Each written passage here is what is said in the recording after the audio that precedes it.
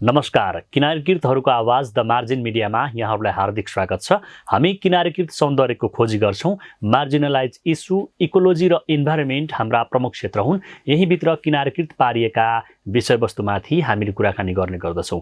आज पनि the margin मिडियाको साथमा हामी एकजना विशेष अतिथिको साथमा उपस्थित भइसकेका छौँ, जो चाहिँ नेपाल तराई समाज दक्षिण कोरियाको अध्यक्ष पनि हुनुहुन्छ र एनआरएनए अर्थात् गैर आवासीय नेपाली सङ्घ आइसिसी डेलिगेटेड मेम्बर हुनुहुन्छ अवधेश राज चौरसियाजी आज हाम्रो स्टुडियोमा हुनुहुन्छ। अवधेश राजजी, यहाँलाई द मार्जिन मिडियामा हार्दिक स्वागत छ। हस् त, नमस्कार। र तपाईको यो मार्जिन मिडियाबाट सम्पूर्ण श्रोताहरूलाई र तपाईको सम्पूर्ण टिमलाई म फेरि पनि नमस्कार गर्न चाहन्छु।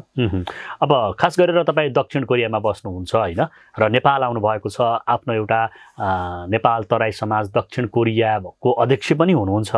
खास यो तपाईँले जुन किसिमको यो समाज गठन गर्नुभएको छ त्यसको आवश्यकता चाहिँ किन पर्यो? एकदमै निकै मार्मिक क्वेसन गर्नुभयो, यसको लागि धन्यवाद छ तपाईँलाई। यो संस्था गठन गर्नुको मेन उद्देश्य भनेको जस्तैमा हाम्रो तराईमा युवाहरू डिग्री गरेर डिग्री लिएर पनि कहाँ जाने, के गर्ने, कसरी व्यवस्थापन हुन त सकेसम्म देशमै रोजगार खोज्ने वातावरण हुनुपर्ने, तर अन्तिम चरणमा जब देशमा रोजगार नभएको खण्डमा बाहिरको बाटो कसरी देखाउने, जस्तैमा डिग्री लिएर पनि धेरै यसो युवाहरू खाडी मुलुकतिर लम्केको देखिरहेको छु। र खाडी मुलुकतिर गइसकेपछि न त उहाँको कुनै वातावरण सिर्जना हुन्छ, न त्यहाँको व्यवस्था राम्रो हुन्छ, न ठिक्क हुन्छ। त्यो गल्फ कन्ट्रीहरूतिर अधिकांश प्रेसर हुन्छ मान्छेले, र त्यो प्रेसरसँग उहाँको समय पनि धेरै खेर जान्छ र आर्थिक स्रोत पनि त्यस्तो लागेको हुँदैन। र त्यो एउटा सानो म त्यसमा जोड्छु। जस्तै तराईको कुनै युवा एउटा डिग्री लिएर पनि देशमा रोजगार नपाइरहँदा पनि बाध्य भएर खाडी मुलुकतिर जान्छ, र खाडी मुलुकतिर गइसकेपछि उहाँलाई आवश्यक के हुन्छ कि भन्दाखेरि एउटा उहाँको घरमा छोडी अथवा चेली केही जन्मियो भने त्यसको दाइजै अथवा बिएसएमै त्यो सकिन्छ, र उहाँको विचारालाई फेरि पछि उहाँलाई आर्थिकै भार परिरहेकै हुन्छ। एक त उहाँको 10 वर्ष 5 वर्ष त्यस्तै जान्छ। त्यही भएर यो संस्था गठन गर्नुको मेन उद्देश्य के हो कि जस्तैमा कोरियाको बाटो हामी कसरी देखाउने र कम समयमा आर्थिकमा फड्को कसरी मार्ने भनेर उहाँको जीवनयापनको लागि, सुनिश्चितताको लागि हामीले यो संस्थाको मेन उद्देश्य र केन्द्रबिन्दु बनाएर हामी यो संस्थातिर लागि परेका छौँ। र साथै देशमा परेको विभिन्न अनाथालय जस्तै होस् अथवा विभिन्न अपाङ्गहरू होस् अथवा विभिन्न असहाय पीडितहरू होस्, त्यसको लागि पनि हामी सकेको त्यहाँबाट आफ्नै श्रमबाट जे भए पनि राज्यले नगर्न सक्ने ठाउँमा हामीले के सक्छौँ भने आफ्नै परिश्रमबाट त्यसमा हामी कुनै घाउमा मलम बन्न सक्छौँ भन्ने उद्देश्यले हामी अगाडि बढेर यो संस्थालाई गठन गरेको छ। भनेपछि तपाईँ जुन किसिमले दक्षिण कोरियामा बस्नुहुन्छ त्यहीँ बसेर काम गरिराख्नु भएको छ होइन, तपाईँलाई त्यो किसिमको अनुभव पनि होला। जस्तो एउटा तपाईँ नेपाली युवा भएको कारणले गर्दाखेरि नेपालमै काम गर्न सहज, आम्दानी गर्न सजिलो छ कि या तपाईको अनुभवमा दक्षिण कोरियामा बसेर अझै राम्रो आम्दानी गर्न सक्ने सम्भावना, अवसरहरू चाहिँ के देख्नुभयो तपाईँले चाहिँ? यसमा पनि तपाईँलाई म एकदम धन्यवाद पनि भन्छु। यो पनि क्वेसन एकदम बुझ्नै खालको रह्यो, र यो सकेसम्म मैले भने अब नेपालमा हाम्रो के छ कि स्थिति अहिलेको स्थितिमा हेर्दाखेरि जस्तैमा हरेक युवालाई एउटा म उदाहरण दिन्छु, एउटा देशकै उदाहरण दिन्छु। चाइना एउटा मोडलिटी देश पनि हो नि, जे भए पनि होइन, एउटा मोडलिटी देश हो, र त्यहाँको एनालाइसिसहरू हामीले हेरेका छौँ, र त्यहाँको युवाहरू हामीसँग पनि हुन्छ। त्यो पनि हाम्रो एसिया महादेशमा परिरहँदा पनि एउटा ठुलो मुलुकमा पनि आउँछ आर्थिकको हिसाबले, तर त्यहाँको युवाहरू पनि अधिकांश छ कोरियामा। तर उहाँहरूको एउटा चाहना के हुन्छ, उहाँहरूको चाहना अनुसारले मैले एउटा फोकस गर्न खोजेको कि त्यहाँको युवाहरू के भन्छ कि भन्दाखेरि जस्तै हाम्रै देशमा यतिको आर्थिक छ र यतिको सिप स्थापना गर्न सकिन्छ, तर त्योभन्दा अझै सिप सिकेर हामी देशलाई केही बनाउन सक्छु भनेर त्यहाँको युवाहरू लम्किरहेको हुन्छ कोरिया जापानतिर। त्यसै सन्दर्भमा म जोड्न चाहन्छु कि हुन त देशमा वातावरण बनाउन सकिन्छ, हाम्रो कम आर्थिकमा ठुलो इन्कम पनि हुन सक्छ होइन, तर के छ कि त्यो इन्कम गर्नको लागि, आर्थिक गर्नको लागि हाम्रो एउटा मेन्टालिटी के गर्नुपर्ने हुन्छ भन्दाखेरि म त्यसमा जोड्छु कि जस्तै चाइनाको त्यो जुन एउटा त्यताको युवाहरूको भनाइअनुसार मैले जोड्छु कि देशमा केही रोजगार स्थापना गर्नको लागि हामीसित पहिला सिपको आवश्यक हुन्छ। जबसम्म हाम्रो हातमा सिप हुँदैन तबसम्म हामी देशमा केही गर्न सक्दैन। हामीसँग आर्थिक छ तर सिपको आधार अथवा वातावरण भएन हामीसँग भने हामी आर्थिक लगानी गरेर त्यो सिप बिना हामी त्यो आर्थिकको कुनै मूल्याङ्कन हुँदैन। त्यो अनुसारले सानो सर्ट भए पनि अथवा हाम्रै देशलाई कोरियाले के गर्छ कि मौसमी कमादार भनेर पनि छुट्याएछ, किनभने 3-3 महिना 6-6 महिनाको लागि ट्रेनिङमा पनि लाने गर्छ नेपालबाट। किनभने त्यो कुराले किन लान्छ भने युवाहरू हाम्रो किन जान्छ भन्दाखेरि एउटा सिप सिकेर आफ्नो आर्थिकलाई व्यवस्थापन नेपालमा गर्न सकिन्छ। अर्को तपाईँको प्रश्न कहाँ छ कि नेपालमा सहज छ कि कोरियामा सहज छ? त्यो सहजता भनेको जहाँसम्म जो मान्छेलाई व्यक्तिलाई आफ्नै देशमा हुन्छ, जस्तो भए पनि आफ्नो देशको परिवेश वातावरण र आफ्नो वेशभूषा भनेको आफ्नै हुन्छ। अर्काको देशमा के हुन्छ कि उहाँको रुल रेगुलेसन र उहाँको वातावरण अनुसार हिँड्नुपर्ने हुन्छ र मान्छेलाई त्यहाँ के हुन्छ कि एउटा पारिवारिक डिस्टेन्स हुन्छ र पारिवारिक डिस्टेन्स भएको कारणले गर्दा अलिकति मेन्टालिटी प्रेसर पनि हुन्छ र उहाँको अलिकति भार हुन्छ र त्यो कुराहरूभन्दा वञ्चितको लागि देशमै त्यो सबै कुरा उहाँको नजिकमा हुन्छ। त्यो कुराले अलिकति मान्छेको आयु उमेर हुन्छ नि त्यो पनि सुरक्षित हुन्छ, हरेक कुरा हुन्छ। तर सिपको लागि केही समयको लागि म यही आग्रह गर्न चाहन्छु कि हरेक युवालाई जुनसुकै देशमा होस् एउटा आफ्नो सिपको लागि, मसँग आर्थिक छ तर सिप छैन भने सिपको लागि केही समयको लागि फरेन कन्ट्री जानै पर्ने स्थिति म देख्छु। जस्तो तपाईँ दक्षिण कोरिया जानुभन्दा पहिले तपाईँ नेपालमा हुनुहुन्थ्यो होइन, र 6 वर्ष जति भयो भन्नुभयो। तपाईँले यहाँबाट जाँदाखेरि केही सिप सिकेर जानुभएको थियो कि या त्यो दक्षिण कोरियाको कोरियन भाषा हुन्छ त्यो मात्र पास गरेर जानुभयो र त्यहाँ गइसकेपछि तपाईँले आफूले सिक्ने सिपको कुरा जुन गर्नुभयो तपाईँमा केही त्यो किसिमको परिवर्तन आयो? त्यो केही सिप सिक्न पाउनु भयो कि भएन? एकदम धन्यवाद छ तपाईँले यो क्वेसनमा, राम्रै क्वेसन गर्नुभयो। यो पनि क्वेसनमा के छ कि म यही क्लासबाट म पढिरहँदा पनि म +2 चाहिँ आफ्नै तराईबाटै म गरेँ र ब्याचलरको लागि म यही कुमारीपाटी मेगामा पनि जोइन गरेको थिएँ। तर म सबभन्दा मेन कहाँ हो कि भन्दाखेरि समयलाई मूल्याङ्कन गरेँ। समयले मूल्याङ्कन गर्ने व्यक्तिले केही गर्न सक्दैन, किनभने काठमाडौँ जस्तो सहरमा हिँड्न मान्छेलाई सजिलो छैन। तर पनि म एउटा गरिब परिवारको बच्चा भइरहँदा पनि केही गर्नुपर्छ भनेर आँट लिएर पनि हिँडेको थिएँ। तर त्यसपछि 2013मा म काठमाडौँतिर प्रवेश गरेँ। 13मा काठमाडौँ प्रवेश गरेपछि म त्यही मेगामा एडमिसन लिएँ।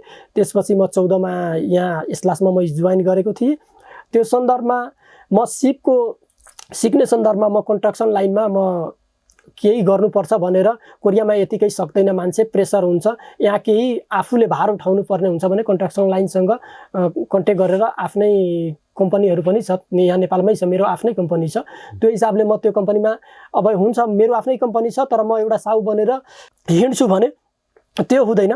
किनभने आफैले केही गर्नुपर्छ, आफैले केही सिक्नुपर्छ। किनभने भोलिको डेटमा एउटा कमादारको रूपमा हामी त्यहाँ प्रस्तुत हुने हो भन्दाखेरि हामी कुनै साहु बन्न गएको होइन, किन त्यहाँ सिप सिक्नु छ। त्यही भएर यहाँ होल्डिङ सम्बन्धी होस् अथवा ग्राइन्डिङ सम्बन्धी होस् अथवा तपाईँको मानौँ न कुनै इँटाको वालहरू कसरी लाउँछ, प्याटर्नहरू के गर्छ, खाल्डोहरूको म्यापिङ कति हुन्छ के हुन्छ, त्यो सन्दर्भमा मैले सिप स्किल लिएको थिएँ र त्यो स्किलसँग गइसकेपछि त्यहाँ अलिअलि मेरो म्याचिङ भयो। कम्पनी पनि त्यही थ्रु अनुसार पर्यो र म्याचिङ भइरहँदा पनि अहिले हुन्डा कम्पनीसँग म रिलेटेड भएर अहिले म त्यो सन्दर्भमा अहिले प्लेटफर्ममा काम गरिरहेको छु। र त्यो कुरा म सिप सिकेको कुरा र सन्दर्भ गरेको कुरा सकेसम्म मैले नेपालमा पनि आफ्नै सुरुको कम्पनीमा म देखेको छु, त्यसमा म भन्छु। किनभने हाम्रो देशमा सबै कुरा उपलब्ध छ होइन, तर हामी गर्न सकिरहेको छैन। किनभने त्यहाँ गइसकेपछि एउटा अनुभव बटुलियो नि त।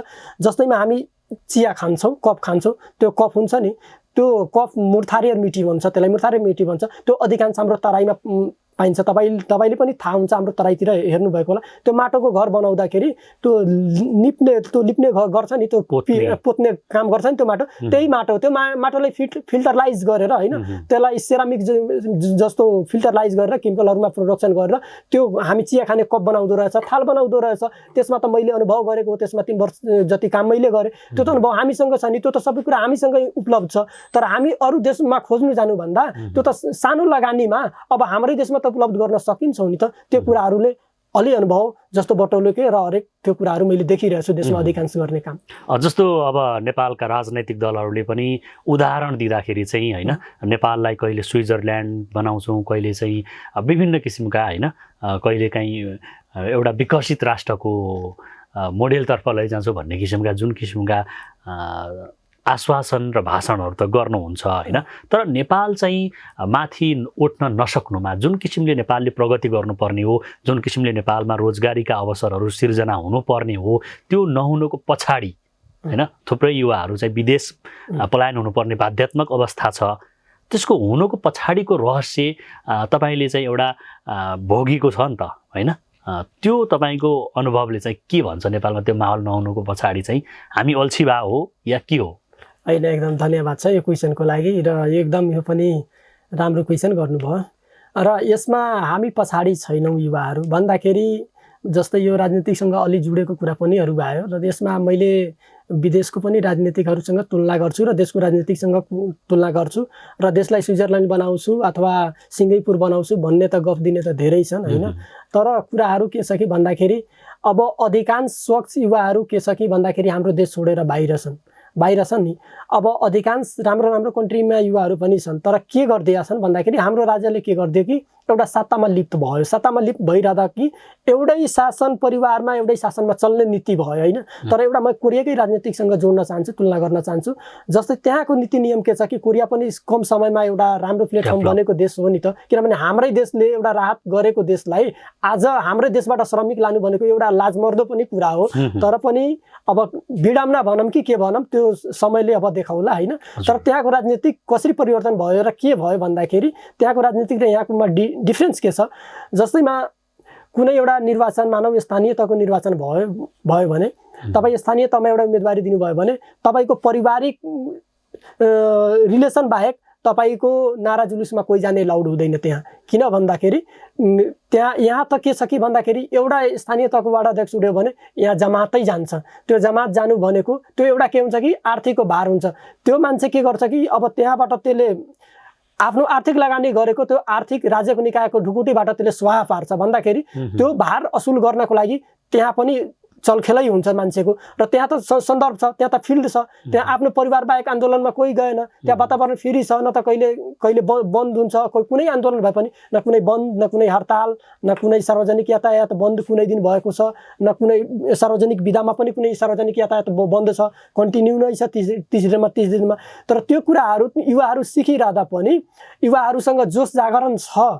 तर के भइदियो यहाँ सन्दर्भमा कि यहाँ एउटा सत्तामा लिप्त भयो मान्छेहरू। सत्तामा लिप्त भयो भन्दाखेरि मान्छेहरू के भइदियो कि यो मेरो बाउ बाजेको पार्टी भयो, म बाउ बाजेकै मात्र गीत गाउँछु, मेरो बाउ बाजेले अर्जेको पार्टी हो, त्यो कुरामा लिप्त भइरहँदा हाम्रो अधिकांश देशभित्रै भएको युवाहरूले यसलाई घेराबन्दीमा राखेको छ। तर अहिले अब ठाउँबाट अब हाम्रै कोरियाको कुरा गर्ने हो भने कोरियाबाट अहिले तपाईँको स्थानीय तहमा 16 जना उम्मेदवारी दिएछ, 16 जना युवा उम्मेदवार दिएको छन्। यो एउटा हामीलाई गर्व गर्ने कुरा छ। यो 16 जना युवाले त्यहाँको राजनीतिक दल सिकेको र त्यहाँको वातावरण सिकेको र त्यहाँको रोजगारको स्थापना कसरी हुन्छ र त्यहाँ आन्दोलन कसरी हुन्छ र त्यो रोजगारी गर्ने त्यो साउलै मानम त्यसलाई कसरी सुरक्षित राख्नुपर्छ र कसरी तरिकाले आन्दोलन गर्नुपर्छ भने त्यो युवाहरूलाई स्थान अब दिने कि नदिने भनेको यहाँको राज्यले के कसरी बुझ्छ भने तपाईँको मिडियाबाट यो पुगोस् भन्ने म आग्रह पनि गर्न चाहन्छु। भन्दाखेरि तपाईँले जुन किसिमले युवाहरू जुन रोजगारीको सिलसिलामा दक्षिण कोरियामा जानुभएको थियो र त्यहाँबाट फर्किएर उहाँ चाहिँ अहिले उम्मेदवारीमा 16 जना उम्मेदवार अहिले कन्डिडेट छ अहिले नेपालभरिमा। तर पछिल्लो समय नेपालमा युवाहरू पनि राजनैतिक दलको होइन जुनमा आफू आस्थावान हुनुहुन्छ, जस्तो जुन राजनैतिक दलको निकट हुनुहुन्छ त्यसको मात्रै बढाइ चढाइ गर्ने होइन। जस्तो उदाहरणको लागि तपाईँ आस्थावान राजनैतिक दलको मुख्य मान्छे या नेताले चाहिँ गलत बोल्यो भने पनि ठिक छ भन्ने किसिमको जुन प्रवृत्ति छ नि, यसको विषयमा तपाईँ के भन्नुहुन्छ? यो विषयमा होइन, गलत भन्नुभन्दा त्यो आँट गर्नुपर्ने हरेक मान्छेले, म मात्र किन नहोस् होइन। किनभने म पनि एउटा पार्टीसँग रिलेटेड नभएको मान्छे पनि होइन। म विभिन्न पार्टीको कुराहरू मूल्याङ्कन पनि गरेँ। म विगतमा हाम्रो पार्टीसँग बनिरहँदा पनि त्यति बेला कम्युनिस्ट एक ठाउँमा थियो। त्यति बेला म पनि क्षेत्रीय सचिव पनि थिए त्यति बेला। त्यो बेला अब हामीले पनि देशलाई कसरी उठाउनुपर्छ कसरी दिनुपर्छ भन्दाखेरि त्यति बेला हामी मात्र पार्टीलाई नजोगाउनु भन्दाखेरि गलतलाई गलत र सहीलाई सही भन्नुपर्ने हुन्छ। जुन बेला संसद विघटन भएको थियो त्यति बेला हरेक मान्छे संसद विघटन किन भयो त्यसको विरुद्धमा थियो, यो गलत हो कि सही हो। एक ठाउँमा मान्छे यो सही हो भन्ने पनि पक्षतिर थियो। तर त्यो कुराहरूमा कसरी जानुपर्छ भन्दाखेरि गलतलाई गलत र सहीलाई सहीले छुट्याउनु पर्ने हुन्छ। त्यो आफूसँग हुनुपर्छ र कहाँ त्रुटि सकेछ त्यो त्रुटि पहिला निकाल्नु पर्ने हुन्छ। त्यो सन्दर्भमा मैले देखेँ त्यो कुराहरू गलत गतिविधि देखेँ। त्यसपछि हामीले विभिन्न ठाउँबाट प्रवासबाट अब यो हरेक दलको प्रवास सङ्गठनहरू छन्, जस्तै अघि भन्नुभयो त्यो प्रवास सङ्गठनहरूसँग हामी एकताबद्ध भएर देशलाई खबरदारी गर्ने, देशलाई कसरी स्थिरता राख्ने भन्दाखेरि हाम्रो काँधमा अभिभार आउँछ। त्यति बेला जब दुर्घटनामा यो देश जान्छ त्यति बेला त्यो समयमा त्यो सन्दर्भमा भन्ने के हुन्छ नि, अघि भने नि कि यो हाम्रो बाबुबाजेको एउटा नेपालमा यो चल्ती चलन भइसकेको छ कि यो हाम्रो बाबुबाजेको पार्टी हो, म यसैको गीत गाइरहन्छु भन्ने मात्र एउटा छ। जबसम्म यो प्रवृत्ति हट्दैन, एउटा के छ कि मान्छेमा मको भ्रम भइसकेको छ नेपालमा। जब मसँग म मात्र छु भने यो हाम्रोमा जब परिवर्तन हुँदैन तबसम्म यो कुरालाई सर्टिफाई हुन धेरै गाह्रो छ। जस्तै कुराले मैले भने त्यसपछि म त्यो कुरा छोडिरहँदा नेकपा यसतिर किन आए भन्दाखेरि हामीलाई संविधानलाई जोगाउनु छ, संविधानको मर्म नै नबुझ्ने, हरेक कुरा नगर्ने, देशलाई स्थिरता नरहन दिने। त्यसपछि यसमा एमसीसीसँग कुराहरू पनि जोडे र हामी हरेक प्रवासमा रहिरहँदा पनि म पनि हरेक आन्दोलनमा पनि थिएँ र एमसीसी जुनसुकै हालतमा पास हुन दिनु पर्दैन। तर के थियो कि त्यसमा धेरै चलखेल पनि थियो। एउटा दलले के छ कि भन्दाखेरि एमालेकै कुरा गरौँ, एउटा दलले के छ कि उहाँले चुप लागेर देखिराख्नु भएछ, हुँमा हुँ छ कि यसले गरेन भने हामीले बहुमतकै साथ पास गरिदिन्छु। अर्को यहाँ के छ कि देशलाई अब कसरी जोगाउने भन्दाखेरि एउटा त केही निचोड निकालेर, केही एउटा बुन्दागत निकालेर देशलाई स्थिरता राख्नको लागि केही समयको लागि एउटा त हाम्रो यो सङ्गठनले त एउटा भूमिका खेल्यो नि। त्यो सन्दर्भमा पनि राप्रपातिर अहिले मैले फोकस पनि गर्छु। राप्रपाको म बिचमा केही सल्लाहकारको पनि सङ्गठन विभागको सल्लाहकार पनि म नियुक्त पनि भएको मान्छे थिएँ। त्यसपछि किनभने मान्छेहरू पनि त्यो तर्क पनि गर्दै आए कि तपाईँ एउटा कम्युनिस्ट धार भएर एउटा राजावादीतिर कसरी जानुभयो भन्दाखेरि त्यसको सल्लाहकार कसरी भयो।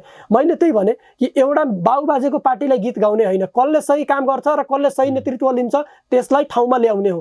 मानव कि कोही राप्रपाबाट राम्रो नेतृत्व खेल्ने मान्छे भने त्यसलाई स्थान दिनुपर्छ, कोही मानव एमालेबाट राम्रो मान्छे हुन्छ भने त्यसलाई स्थान दिनुपर्छ। भनेपछि तपाईले हाम्रो भन्दा पनि राम्रो मान्छेले ल्याउनु पर्छ। त्यही भने नि कि मको भरम हामीमा भइसकेछ कि एउटै म दलमा छु, एउटै दललाई म मात्र भनेर बसेछु। त्यो हाम्रोमा परिवर्तन जब हुँदैन तबसम्म यो देशलाई माथि उठ्न गाह्रो छ। अब फेरि पनि म तपाईँलाई दक्षिण कोरियाकै कुरामा जोड्न चाहन्छु होइन, जुन किसिमले पछिल्लो समय नेपालका युवाहरूको एउटा आकर्षक रोजगारीको गन्तव्यको रूपमा दक्षिण कोरियालाई लिने गरिन्छ होइन। धेरै युवाहरूले चाहिँ त्यो भाषा पनि सिक्नुहुन्छ होइन र पास भएर जानु पनि हुन्छ। तर तपाईँकोले देखे अनुसार दक्षिण कोरियामा नेपाली कामदारहरूले भोग्नु परेका समस्याहरू चाहिँ के छन् खासमा त्यहाँको समस्या भन्दाखेरि अब जटिल समस्या त्यहाँको भन्दाखेरि मेन समस्या भनेको भाषा हो। त्यसमा अलिकति म फोकस गर्छु। भाषा भन्दाखेरि पहिला विगतमा 2 वर्ष पहिलाको म कुरा गर्छु, रेकर्ड गर्छु। त्यो 2 वर्ष पहिला के थियो कि 2टा प्लेटफर्म हुन्थ्यो यहाँ नेपालमा। भाषा पास गरेपछि स्किल टेस्टमा फेल भए पनि पास भए पनि कोरियाले लान्थ्यो होइन। त्यो सन्दर्भमा के हुन्थ्यो कि मान्छेहरू यहाँ मात्र रटेर पढेको हुन्थ्यो। अब यहाँ के छ कि हाम्रो नेपालमा चाहिँ के छ कि हामी नेपाली बोल्दाखेरि हामी ग्रामेटिकल हिसाबले बोल्ने गर्छौँ कुनै बेला। र यो काठमाडौँ भ्यालीमै हेर्नु न, कुनै ग्रामेटिकल हिसाबको पनि नेपाली छैन, शुद्ध छैन। त्यस्तै त्यहाँ पनि वातावरण छ। अब हरेक ठाउँमा, विभिन्न ठाउँमा हरेक तरिकाको भाषा म्याचिङ हुन्छ। यहाँ के हुन्छ कि एउटा ग्रामेटिकल हिसाबले मात्र पढेको हुन्छ, एउटा भाषा मात्र पढेको हुन्छ। त्यहाँ गइसकेपछि अलिकति प्लेटफर्म डिफ्रेन्स हुन्छ। त्यो सन्दर्भमा के हुन्थ्यो कि पहिलाको विगतको इतिहासमा के छ कि भन्दाखेरि अब त्यो भाषा पास गरेपछि 2 वर्षसम्मको एउटा समय लिमिटेसन हुन्थ्यो। अब कतिपय मान्छेहरूलाई, विद्यार्थीहरूलाई 22 महिना, 23 महिना, 18 महिना, 15 महिना कुराएर पनि लाने कोरिया गर्छ। र त्यो ग्यापमा, डिस्टेन्समा के हुन्छ, त्यो मान्छेले पास गरेको मान्छेले के छ कि एउटा रटेर एउटा आफ्नो मेहनतले मात्रै एक नाचको भाषा पास गरेको छ नि। अब त्यो समय ग्यापिङ गएको हिसाबले उहाँको भाषा अलि लो हुँदै जान्छ। लो भइसकेको समस्याको कारणले गर्दा उहाँ त जान सकिन्छ कोरिया, तर केही समयअनुसार त्यो भाषाको समस्याले गर्दा उहाँलाई मेन चुनौती हुन्छ। दोस्रो चुनौती भनेको अब नेपालमा मैले भने नि, नेपालमा केही युवाहरूले केही काम नगरिकन, केही आफूले भार नउठाइकन, केही कामको अभिभार नबोकिकन कोरियामा कसरी काम गर्ने, कसरी सेटलाइज हुने भन्दाखेरि अब कतिपय युवाहरूले पढ्दै गएको हुन्छ। कामको कुनै पनि कम्पनीमा कामको प्रेसर हुन्छ, कुनै कम्पनीमा कामको फास्टेसन हिसाबले काम गर्नुपर्ने हुन्छ, शरीरको भार हुन्छ। त्यो शरीरको भारले गर्दा थकान हुन्छ, मान्छेले थकान भइसकेपछि अलिकति मेन्टालिटी प्रेसरहरू पनि हुन्छ, उसको दिमाग स्थिर हुँदैन। अब कम्पनी छोडौँ कि भागम, कि कुन दिशामा जाम, कि मसँग भाषा छैन, कि कुन अफिसमा अब गएर पहल गरौँ, त्यो सन्दर्भमा भौतारिरहँदा उहाँलाई यो पनि समस्याहरू देखा परिरहेको हुन्छ। अर्को समस्या भनेको के हो कि तेस्रो समस्यामा भन्छु, तेस्रो समस्या भनेको उहाँको पारिवारिक समस्याहरू हुन्छ। पारिवारिक समस्या भन्दाखेरि अब के छ कि हाम्रो अब तपाईँको मिडियाबाट हेरिराख्नु भएको आमा बुवा दाजुभाइहरूले बुझिदिनु पर्ने कुरा हुन्छ कि युवाको एउटा पीडा मार्का के हुन्छ। ठिक छ, हामी कोरिया गइसकेपछि राम्रै कम्पनी पर्छ भन्ने पनि छैन। कुनै तल स्तरको कम्पनी पर्न सकिन्छ अथवा कुनै कम लेभलको कम्पनी पनि पर्न सकिन्छ।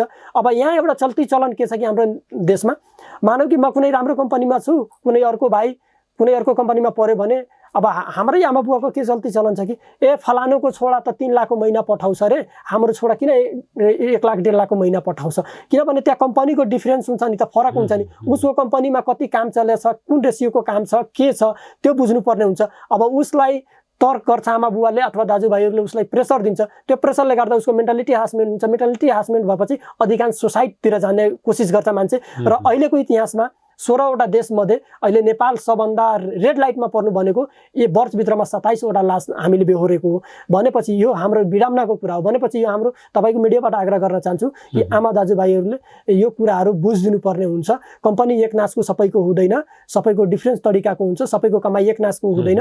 कसैसँग तुलना गर्ने होइन, जेमा छ त्यसमै सन्तुष्टि बुझाउनु पर्ने हुन्छ। म त्यही आग्रह गर्न चाहन्छु। युवाहरूले नेपालमै बस्ने कि या बाहिर जाने, तपाईँको भनाइ के छ? सकेसम्म नेपालमै बस्नुपर्ने प्रयास गर्नुपर्छ। तर अब अहिले स्थिति अनुसार अहिले देशमा भने नि, देशमा त्यो रोजगारको कुनै वातावरण छैन। देश स्थिर अहिले अवस्थामा देखिरहेको छैन। एउटा श्रीलङ्का जस्तो टाट पल्टिने अवस्था पनि भइरहेछ, देखिरहेछौँ हामीले। देशले मूल्याङ्कन अहिले 1 लाख रुपियाँ पैसा ब्याङ्कमा खोज्न पनि गाह्रो छ। सकेसम्म युवाहरूलाई अब नभएको खण्डमा त्यो केही समयको लागि फरेन कन्ट्री जानै पर्छ। किनभने फरेन कन्ट्रीमा गइसकेपछि त्यहाँको वातावरण, रहन सहन, त्यहाँको राजनीतिकै कुराहरू होस् अथवा त्यहाँको आर्थिकै मन्दी होस्, कसरी सेभिङ हुन्छ, कसरी युटिलाइज हुन्छ, त्यो कुराको लागि स्थापना गर्नको लागि केही समयको लागि जानै पर्ने हुन्छ भन्ने म त्यो कुरामा अलि फोकस गर्न चाहन्छु। भन्दाखेरि सकेसम्म नेपालमै गर्ने र नेपालमा त्यो अवसर भेटाएन भने विकल्पमा चाहिँ विदेशमा जाने, तर त्यहाँ केही समय बस्ने र फेरि नेपालमै फर्केर चाहिँ केही त्यसको स्थापना गर्ने, त्यहाँको सिकेको आफ्नो सिप, आफ्नो आर्थिकले कसरी लगानी गर्ने, त्यहाँको कसरी युटिलाइज ब्याङ्किङ सेभिङहरू भइरहेछ, हरेक कुराहरू पाटोहरू छ नि त। त्यहाँ गइसकेपछि अलिक केही त नलेज त बटोलिन्छ। त्यो कुराले गर्दा अलि उहाँलाई सहज हुन्छ काम गर्न देशमा के फर्केपछि। त्यो कुरा अब तपाईँ चाहिँ गैरावासी नेपाली सङ्घको आइसिसी डेलिगेटेड मेम्बर पनि हुनुहुन्छ होइन? खास जुन किसिमका गैरावासी नेपालीहरू अर्थात् प्रवासमा बस्ने नेपालीहरूले जुन किसिमको रोजगारीको क्रममा समस्याहरू भोग्नुहुन्छ, त्यसमा तपाईँहरूको भूमिका, तपाईँहरूले चाहिँ कसरी सहजीकरण गर्नुहुन्छ उहाँहरूलाई? जस्तैमा अब हामीले सहजीकरण गर्नु भन्दाखेरि सकेसम्म त सबै समयसँग बाँधिएको मान्छे हुन्छ। तर हामीले विगतमा म पहिला केन्द्रमा केन्द्रीय सदस्य पनि निर्वाचित भएको थिएँ। तर हाम्रो खेल्ने भूमिकाहरू पनि भन्दाखेरि त्यति बेला पनि हाम्रो अफिसहरू पनि थिएन। त्यो सन्दर्भमा हामीहरू अफिसहरू स्थापना पनि गरियो र त्यसपछि स्टाफहरू पनि राख्ने प्रयास गर्यो होइन। स्टाफहरू अनलाइन सिस्टम सबै हामी वातावरण बनाइदियो। कसैले केही समस्या भयो अनलाइनबाट आफ्नो अनलाइन टेलिफोन नम्बरदेखि लिएर अनलाइन वेबसाइटहरूदेखि लिएर सबै राख्यो। केही समस्या भयो त्यो अनलाइनमा तपाईँ सम्पर्क गरेर आफ्नो समस्या राख्नुहुन्छ र उहाँको समस्या भइसकेपछि हरेक क्षेत्रको हरेक प्रतिनिधिलाई सम्पर्क गर्ने। अब मानौँ कि म कुनै क्षेत्रमा छु, अर्को साथी कुनै क्षेत्रमा छ भने उहाँको क्षेत्र निकट पर्ने साथीलाई उहाँलाई जिम्मा लगाएर उहाँको कम्पनीसँग गएर पहल गर्ने, के समस्या छ समस्या बुझेर, यदि उहाँलाई ठुलै समस्या छ भने त्यो समस्यालाई निकालेर अथवा पुलिसै केसहरू होस् अथवा कुनै अदालतीय प्रक्रियाहरू होस् अथवा दोबासैकै कुराहरू होस्, त्यो कुराहरूले भइसकेपछि अन्तिम चरणमा त्यसलाई नेपाल पठाउने अवस्था हुन्छ भनेपछि उहाँलाई कुनै विकल्प नभइसकेपछि, मानव कि कुनै ठुलै एक्सिडेन्टमा भयो र उहाँलाई क्षतिपूर्ति कसरी दिलाउने के गर्ने भनेपछि त्यो कुराहरूले हामीले बटोलेर त्यसपछि एउटा माध्यम राज्यको निकाय छ दूतावास, त्यहाँसम्म हामी दूतावाससँग समन्वय गरेर त्यसपछि उहाँको माध्यमबाट हामीले देशमा लगेर उहाँको पारिवारिकसम्म बुझाइदिने, यतिसम्म हाम्रो उद्देश्य र भूमिकाहरू अहिलेसम्म चलिरहेको। हामी कार्यक्रमको अन्तिममा पनि छौँ। अवधेशजी के भन्न चाहनुहुन्छ अन्तिममा? अन्तिममा म यही भन्न चाहन्छु कि सकेसम्म त अब देशमै रोजगारी खोज्नुपर्ने स्थिति हुन्छ। तर देशमा रोजगारी नभएको कारणले गर्दा हामीलाई पहिला चाहिएको सिप हो। हामीसँग सिप नभइसकेपछि सिप को लागि केही समयको लागि त्यसमा हामीले फरेन कन्ट्री रोज्नै पर्ने हुन्छ र हामीले स्थापना हुनुपर्नको लागि देशलाई केही दिन चाहेको हो भने हामीले सबभन्दा पहिला चुनौती छ सिपको आर्जन गर्नुपर्ने। त्यसमा हामी हरेक युवाले ठाउँ ठाउँबाट उठ्नुपर्ने हुन्छ र लामो समय नदिकन सर्ट समयमा आफ्नो सिपलाई मूल्याङ्कन गरेर देशमा एउटा मोडालिटी बनाएर हरेक देशमा सिकेको आफ्नो सिपलाई कसरी सदुपयोग गर्ने भन्ने त्यो वातावरणसँग समन्वय गरेर यदि त्यो सन्दर्भमा भएन भने हाम्रो राज्यले दिएन भने अबको चरणमा हरेक ठाउँबाट जसरी एउटा क्रान्तिकारी जसरी कोरिया उठेको थिए कि एउटा हरेक पुँजी हुँदा हरेक सिप सिकिरहँदा त्यहाँको युवाहरू जसरी एउटा युनिटी भएर त्यहाँको राज्यलाई जसरी हस्तक्षेप गरेर एउटा मोडालिटी बनायो त्यो हिसाबले हामीले हरेक ठाउँबाट युवाले बुझ्नुपर्ने हुन्छ र यो अवसरमा म बढी फोकस गर्न चाहन्छु र यसमा युवाहरूले केन्द्रित हुन म आग्रह पनि गर्छु। हस्, धन्यवाद। तपाईँको व्यस्तताको बावजुद हामीलाई समय दिनुभयो। तपाईँको जुन किसिमको मिसन छ सफल होस्, हाम्रो तर्फबाट शुभकामना छ तपाईँलाई धेरै धेरै। हस् त, धन्यवाद। नमस्कार है सम्पूर्णलाई र तपाईँको टिमलाई। हवस् त दर्शकवृन्द, आज हामीले कुराकानी गऱ्यौँ नेपाल तराई समाज दक्षिण कोरियाका अध्यक्ष तथा NRNA का ICC डेलिगेटेड मेम्बर अवधेश राज चौरासियाजीसँग। आगामी दिनमा पनि हामी विभिन्न व्यक्तित्वसँग फरक फरक विषयमा कुराकानी गर्नको लागि द मार्जिन मिडियाको साथमा उपस्थित हुने नै छौँ। आजको लागि भने म पनि बिदा हुन्छु। हवस् त, नमस्ते।